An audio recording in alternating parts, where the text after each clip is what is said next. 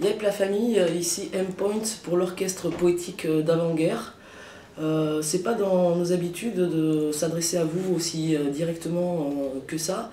D'habitude, vous recevez plutôt chaque mois une newsletter écrite avec un petit édito et les articles du mois.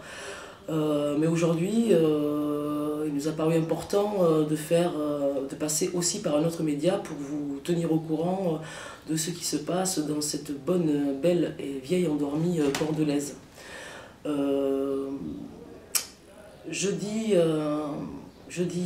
18 juillet, à 7h10 précisément du matin, 6 policiers sont entrés chez moi pour me signifier que j'étais en garde à vue et que mon appartement allait être perquisitionné dans le cadre d'une plainte qui avait été déposée contre X pour violation de domicile et dégradation.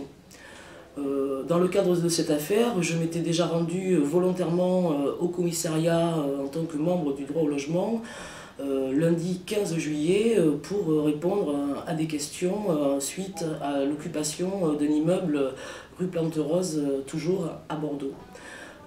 Donc je m'étais porté volontairement à cette audition, j'avais répondu à quelques questions et donc jeudi matin, perquisition, garde à vue.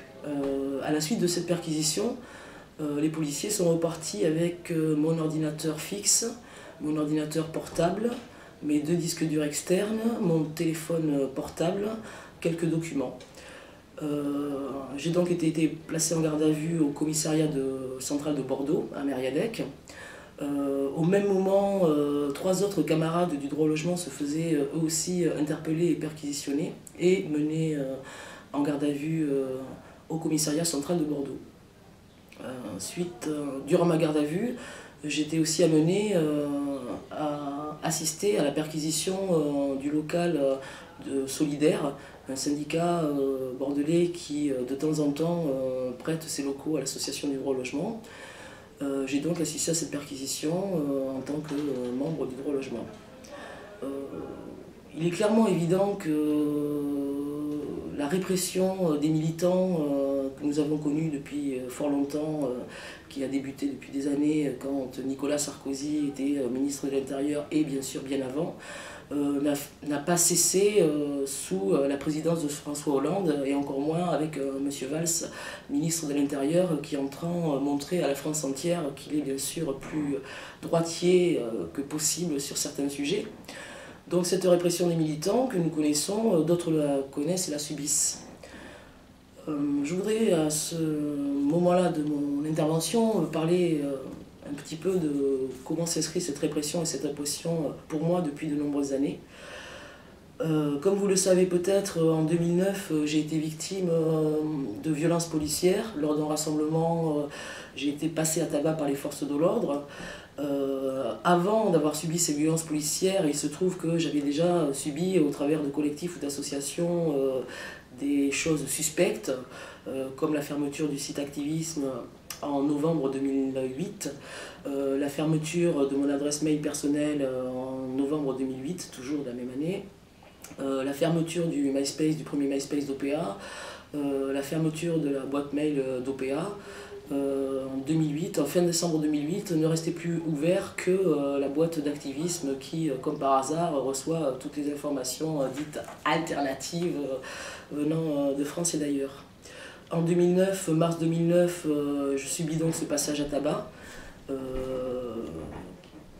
Donc finalement, il ne reste pas grand-chose, à savoir que 4 ans et demi après les faits, les CRS qui avaient été incriminés ont été complètement disqualifiés. Il y a eu des non-lieux à la rencontre et on me propose simplement une compensation financière pour les coups et blessures que j'aurais reçus par la police. Depuis ce cassage de gueule, la répression et l'oppression n'a jamais cessé. Des voitures de policiers étaient en bas de chez moi pour surveiller qui rentre et qui sort. Plusieurs policiers qui venaient des fois m'attendre en bas de chez moi quand on faisait des manifestations. Il semble clairement évident qu'un membre des renseignements généraux est particulièrement mis à disposition pour ma surveillance personnelle. Nous nous sommes rencontrés à plusieurs occasions et sur plusieurs manifestations, c'est-à-dire à chaque fois que je manifeste, clairement. En avril de cette année, nous avons donné un concert à Tresse et nous avons appris que les gendarmes étaient passés voir le maire de Tresse pour lui demander s'il était bien au courant qu'il faisait venir une dangereuse activiste sur sa commune. En fait, c'est tellement de petites choses et de grandes choses que je ne saurais vous dire tout ce qui m'arrive depuis de nombreuses années de cette oppression. Jusqu'à présent, je ne me suis pas exprimée parce que d'abord, il n'était pas question pour moi de me mettre en avant et de parler particulièrement de ma situation quand je sais que de nombreux camarades la subissent. Mais clairement, cette perquisition a permis à la police de me couper tout moyen d'expression. En repartant avec mes ordinateurs et mes disques durs, ils affectent clairement mon travail artistique.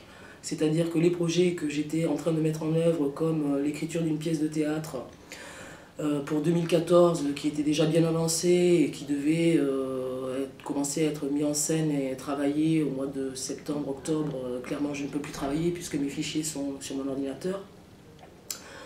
Il est clairement évident que pour moi c'est beaucoup plus compliqué d'administrer mes sites internet si je ne peux pas récupérer des fichiers qui sont sur mes disques durs ou sur mon disque externe. Et il est clairement évident qu'ayant récupéré tout mon répertoire téléphonique et ayant même en leur possession mon téléphone, je ne peux plus communiquer, ou petit à petit je récupère les numéros de téléphone. D'ailleurs n'hésitez pas, la famille, à envoyer sur la boîte mail d'OPA vos numéros de téléphone pour que je puisse les récupérer.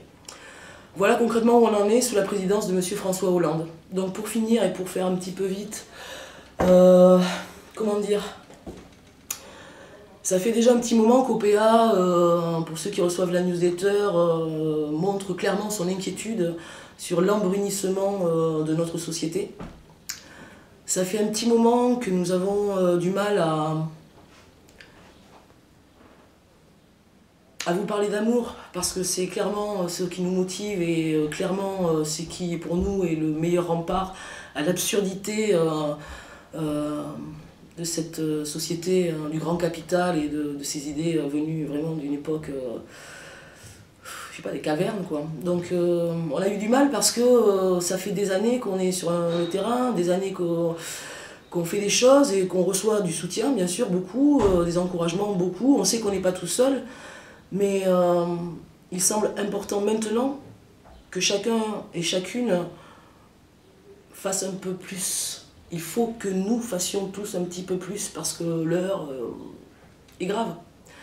Donc faisons de la politique. Tous. Tout un chacun est amené à faire de la politique. Parlez-en, mais surtout faites-la.